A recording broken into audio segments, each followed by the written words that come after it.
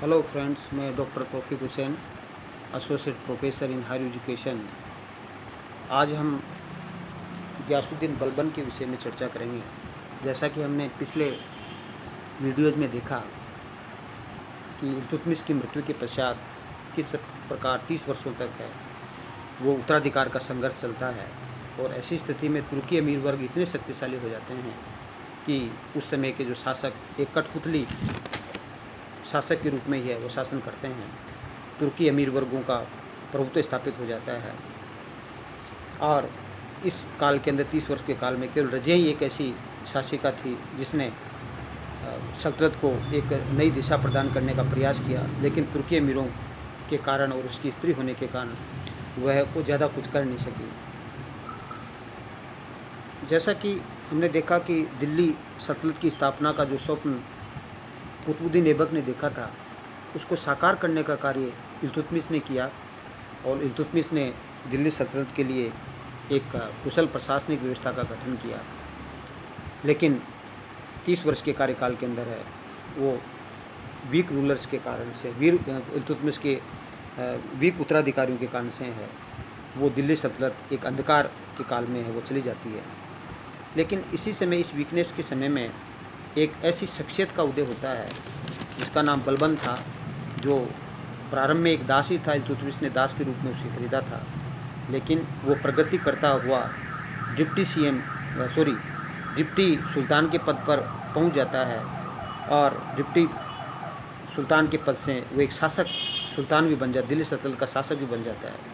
तो बलबन ने यह प्रूव कर दिया कि शासक बनने के लिए कोई राजवंश का होना आवश्यक नहीं है, कोई उच्च कुल का होना ज़रूरी नहीं है। एक साधारण व्यक्ति भी यदि प्रयास करे, कोशिश करे, तो ऐसी स्थिति के अंदर है वो भी उच्च से उच्च मुकाम है वो हासिल कर सकता है। और ये बलबन से हमें सीख सकते हैं। ये बलबन ने करके दिखाया कि बलबन प्रारंभ में एक दास ही था। नासरुद्दीन महमूद के समय ये इल्तुतमिश का विश्वास पात्र था, और इल्तुतमिश ने अपने जो 40 गुलामों का जो दल था उसके अंदर उसको नियुक्त किया था। इल्तुतमिश के पश्चात जो रज़िया बेगम थी, उस रज़िया बेगम के समय में भी जो बलबन है वो अमीर शिकार के पद पर नियुक्त होता है, और उसके बाद बैरम शाह के शासनकाल में अमीर आखूर के पद पर पहुंच जाता है, और अलाउद्दीन मसूद शाह के समय में अमीर हाजिब के पद पर पहुंच जाता है, और जो नासरुद्दीन महमूद था उसके समय में बलबन है वो डिप्टी सुल्तान के पद पर, या जिसको नाइब मुमालिक के पद पर है वो पहुंच जाता है अपनी काबिलियत के बल पर वह। और बलबन इतना महत्वाकांक्षी था, बलबन की सहायता से ही है नासरुद्दीन महमूद है 1246 में सुल्तान बनता है। और ऐसी स्थिति में बलबन का कर चुकाने के लिए नासरुद्दीन महमूद है उसको नाइब मुमालिक के पद पर नियुक्त कर देता है। और बलबन बड़ा महत्वाकांक्षी था, इसलिए वो अपनी लड़की का विवाह भी नासरुद्दीन महमूद से कर देता है, और नासरुद्दीन महमूद के कोई लड़का नहीं था। तो ऐसी स्थिति के अंदर जब नासरुद्दीन महमूद की मृत्यु होती है तो 1266 में बिना किसी प्रतिरोध के, दिल्ली गुलाम वंश का एकमात्र सुल्तान था जो बिना किसी प्रतिरोध के है वो शासक बन जाता है, क्योंकि उसके कोई लड़का नहीं था। हालांकि तुर्की अमीरों ने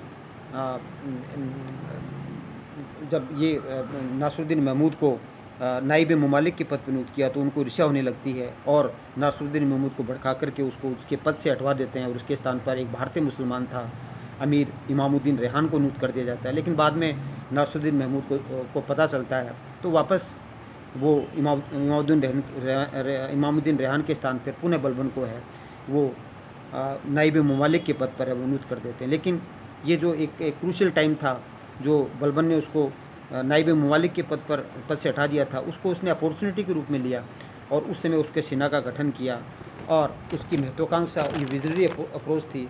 वो एक सुल्तान के पद पर बैठना चाहता था। तो जब तक नासरुद्दीन महमूद जिंदा रहा तब तक उसने कोई ज़्यादा हरकतें नहीं की, लेकिन जो ही, क्योंकि उसको पता था कि उसके बाद में वही शासक बनना है, जो ही नासरुद्दीन महमूद की मृत्यु होती है तो बलबन है वो दिल्ली सल्तनत का सुल्तान, एक योग्य सुल्तान है वो बन जाता है। अब दिल्ली सल्तनत का वो शासक तो बन जाता है, लेकिन बलबन के समक्ष है वो शासक बनने के समय बहुत सी चुनौतियाँ थी। आंतरिक एक तरह से विद्रोह हो रहे थे, क्योंकि वीक रूलर्स के कारण से है वो मेवात है, दोआब है, अवध है, कटेर है आदि के अंदर काफ़ी विद्रोह हो रहे थे। तो उन विद्रोह को दमन करना, आंतरिक समस्याओं का समाधान करना, आंतरिक विद्रोह का दमन करना महत्वपूर्ण था। दूसरी ओर उत्तरी पश्चिमी सीमांत प्रांत से मंगोलों के आक्रमण का खतरा पैदा हो गया था। मंगोल पंजाब तक है वो आगे थे, जो आपके काबुल, कंधार और जो पंजाब का इलाका है वहाँ तक वो आगे थे। तो दिल्ली सल्तनत से इस भारी आक्रमणों से रक्षा करना।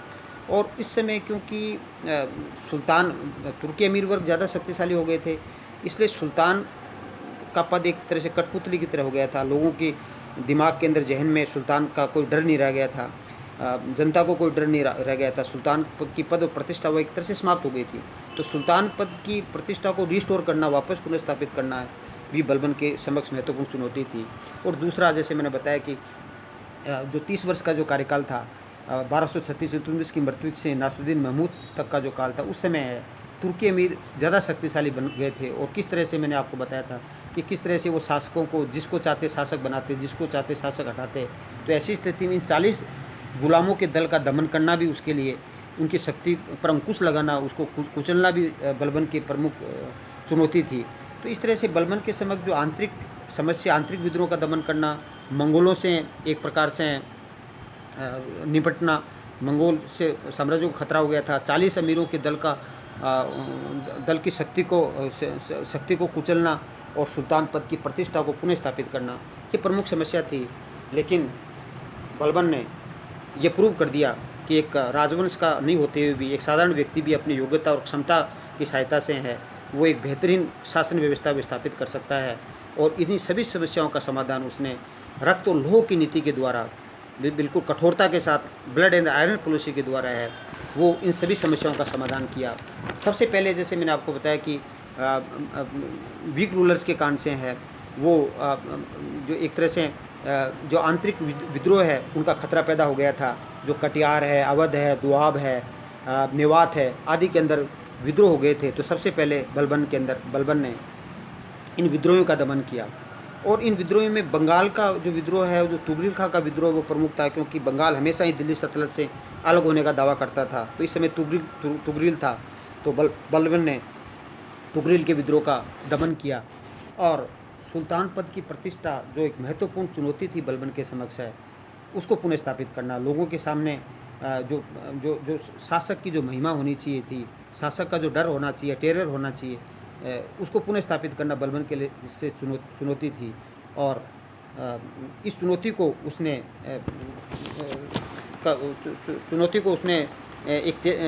उसने सही साबित करने का प्रयास किया।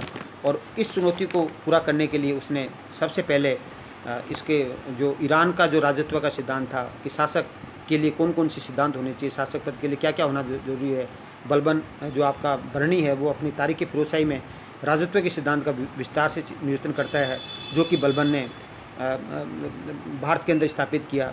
तो बलबन है वो सल्तनत काल के सुल्तानों में एकमात्र ऐसा शासक था, दिल्ली का सुल्तान था, जिसने राजत्व के सिद्धांत की व्याख्या की। और बलबन ने राजत्व के सिद्धांत बहुत हद तक पारस के शासकों से मोटिवेटेड था, वो ईरान के शासकों, क्योंकि ईरान के शासकों को वो एक अपना आदर्श मानता था। तो उसने अपने निजी और सार्वजनिक जीवन में फारस के शासकों से वो प्रेरणा प्राप्त की और उन्हीं के राजत्व के सिद्धांत का पालन किया।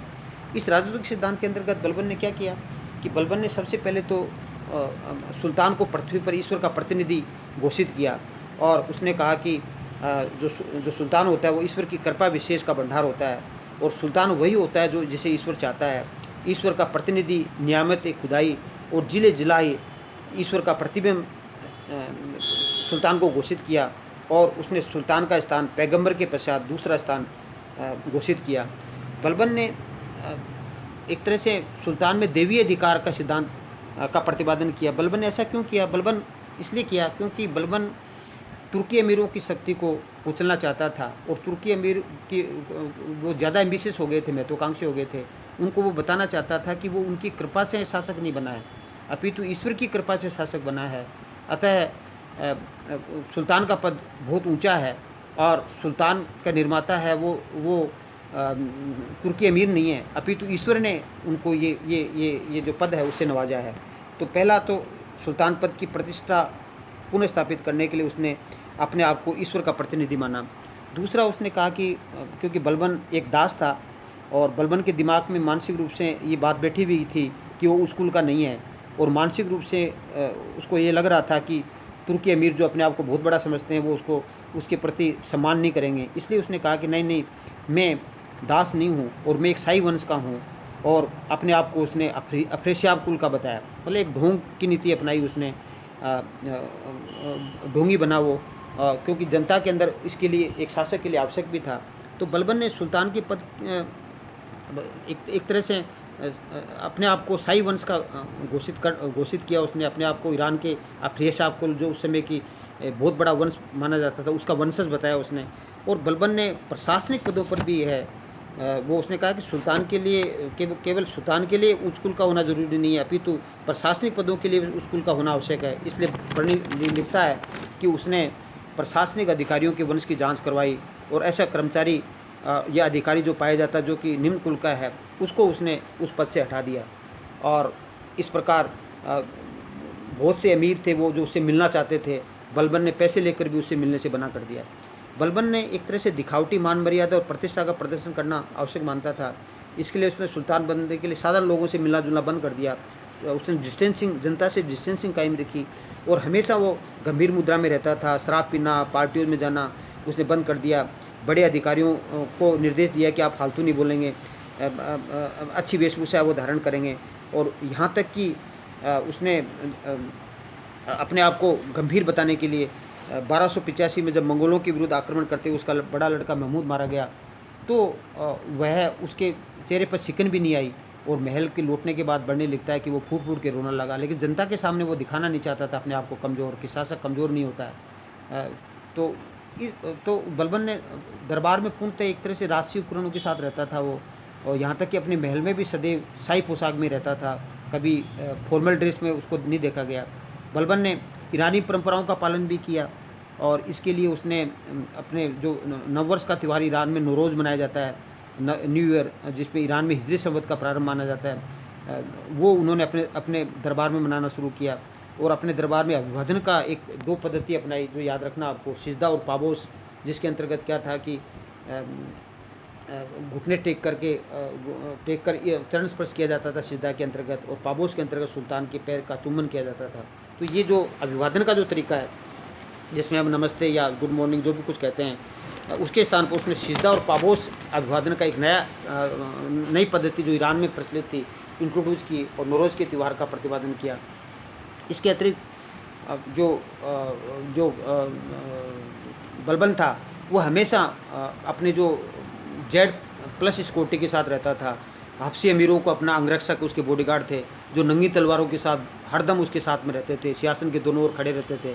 इसका उद्देश्य क्या था? आतंक और भय पैदा करके बलबन ऐसा माहौल पैदा करना चाहता जिसमें बड़े अधिकारी अमीर वर्ग है वो उससे घबराते थे। बलबन ने अपने पोतों के नाम भी कैकुबाद, कुमोर्स, एक साधारण नाम नहीं रखा, ईरानी सम्राटों के आधार पर मैंने नाम रखा। वो ये बताना चाहता था कि वो उसी डायनेस्टी से वो बिलोंग करता है। और बलबन ने सुल्तान के लिए खलीफा के आधिपत्य को स्वीकार करना आवश्यक मानता था, इसलिए उसने स्वयं को खलीफा का नायब माना और अपने सिक्कों पर खलीफा का नाम अंकित करवाया, और खुतबा में उसने खलीफा का नाम उल्लेखित करवाया। बलबन सुल्तान के लिए न्यायप्रिय होना आवश्यक मानता था, इसलिए उसने न्याय के मामले में साधारण जनता एवं उच्च अधिकारियों के मध्य भेदभाव नहीं किया।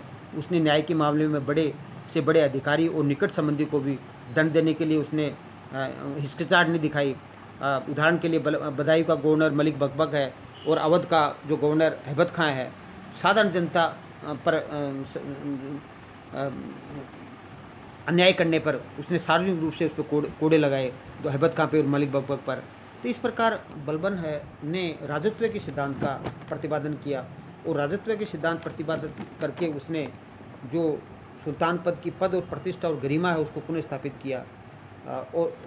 और क्योंकि उस समय बलबन के समय तक आते आते सुल्तान पद की प्रतिष्ठा गरिमा है लोगों के सामने ख़त्म हो गई थी, तो इस तरह से ब्लड और आयरन की पॉलिसी को इस्तेमाल करके विभिन्न प्रकार के अपने आप को उच्च कुल का प्रदर्शित करके ईरानी त्योहारों को, ईरानी परंपराओं को अपना करके अपने पुत्रों के नाम भी ईरानी परंपराओं पर रख करके, और एक हबशी अमीरों को रख करके, और उन्होंने कहा कि मैं सब पे इक्वलिटी का व्यवहार करता हूँ, न्यायप्रिय शासक साबित करने के लिए उसने जो राजत्व का सिद्धांत जो ईरान में प्रचलित था उसको अपनाया। उससे सुल्तान पद की प्रतिष्ठा वो पुनः स्थापित हुई। बलबन का जो दूसरा महत्वपूर्ण कार्य है वो 40 गुलामों के दल जिसका गठन है वो इल्तुतमिश ने किया था, और उसके गठन उसको उसको उसको एक तरह से उसके पतन के लिए रजिया ने भी प्रयास किया, और उसके लिए गैर तुर्की अमीरों का एक संगठन तैयार किया, लेकिन रजिया नहीं कर सकी। लेकिन बलबन ने एक तरह से जहर और तलवार की नीति का उपयोग किया, और तुर्गानी चैलगानी का इल्तुतमिश ने जो स्थापित की थी उसको नष्ट कर दिया, क्योंकि वो उसके शासन करने के लिए बाधा उत्पन्न कर रही थी। बलबन ने शेर खां, जो बलबन का चचेरा भाई था, उत्तरी पश्चिम सीमांत प्रांत का गवर्नर था, बलबन ने इसे जहर दे करके मरवा दिया। मलिक बकबक और हैबत खां, जो बदायूं और अवध के गवर्नर थे, जिसकी हमने चर्चा की थी, तो मलिक बकबक ने शराब के नशे में अपने नौकर को इतना पीटा कि उसकी मृत्यु हो गई। इस पर बलबन ने उसे सार्वजनिक रूप से 40 कोड़े लगाए सबके सामने, और फिर बाद में मुक्त कर दिया, जिससे मलिक बकबक एक तरह से फर्स्टेड हो गया और सबके सामने उसकी इंसल्ट हो गई। इसी प्रकार हैबत खां, जो अवध का गवर्नर था, उसने नशे में एक आदमी को मार दिया था। इस पर बलबन ने उस पर 500 कोड़े लगाए और उसकी विधवा को सौंप दिया। हैबत खां ने 20,000 टंका विधवा को देकर अपने प्राण बचाए। हैबत खां इतना लज्जित हुआ कि बाद में अपनी मृत्यु पर्यंत वो घर से बाहर भी नहीं निकला। तो इस प्रकार बलबन ने कष्टपूर्ण और बर्बर तरीक़ों से 40 गुलामों की शक्ति का दमन किया, और जो सदस्य हट गए थे और मरने से बच गए थे उसको कठोरता से उसका दमन किया। बलबन ने निम्न कोटि के तुर्कों को महत्वपूर्ण पदों पर नियुक्त किया, क्योंकि तुर्की अमीर है वो उच्च कुल के थे। इस प्रकार उसने 40 के समक्ष उनको बनाया, और इस प्रकार बलबन ने क्या किया कि 40 गुलामों की शक्ति का दमन किया, जो कि बलबन के लिए ज़रूरी था। बलबन के एक महत्वपूर्ण कार्य है वो गुप्तचर विभाग का गठन करना था, क्योंकि गुप्तचर विभाग के द्वारा एक तो वो अपने साम्राज्य के जो विभिन्न जो विद्रोही थे उसकी सूचना वो ले सकता था, वो बहुत ज़रूरी था। तो इसके लिए उसने सर्वप्रथम दिल्ली सल्तनत में एक स्वतंत्र गुप्तचर विभाग का गठन किया, जिसको दीवान बरीद कहा जाता था, और उसका मुखिया है वो बरीद मुमालिक कहा जाता था। बलबन पहला सुल्तान था जिसने सर्वप्रथम गुप्तचर विभाग का गठन किया। बलबन व्यक्तिगत रूप से योग्य व्यक्तियों को बरीद के पद पर नियुक्त किया, और इन बरीदों को साम्राज्य के महत्वपूर्ण भागों पर बलबन ने नियुक्त किया, जहाँ उसको सूचना की आवश्यकता होती थी। बलबन ने बदायूं के संवाददाता जिसने मलिक बकबक के संबंध में उचित समाचार नहीं भेजा था, उसको नगर के फाटक पर लटा दिया। इसके अलावा बलबन ने क्या किया कि एक पृथक सैनिक विभाग जिसके दीवाने आरिज विभाग का गठन किया, एक स्टैंडिंग आर्मी का गठन किया। आरिजी ममालिक के पद पर इत्मादुल मुल्क है जैसे ईमानदार और योग्य व्यक्ति को नियुक्त किया, और जो विभाग है उसको वजीर पद से है बिल्कुल अलग रखा। तो इस प्रकार बलबन ने साम्राज्य को संगठित करने में महत्वपूर्ण भूमिका, सुदृढ़ करने में महत्वपूर्ण भूमिका अदा की। इसके सेकंड पार्ट में बाकी की जो चीज़ें जिसकी मंगोल नीति है उसकी चर्चा इसके हम सेकंड पार्ट के अंदर है वो करेंगे। Thank you. जय हिंद, जय भारत।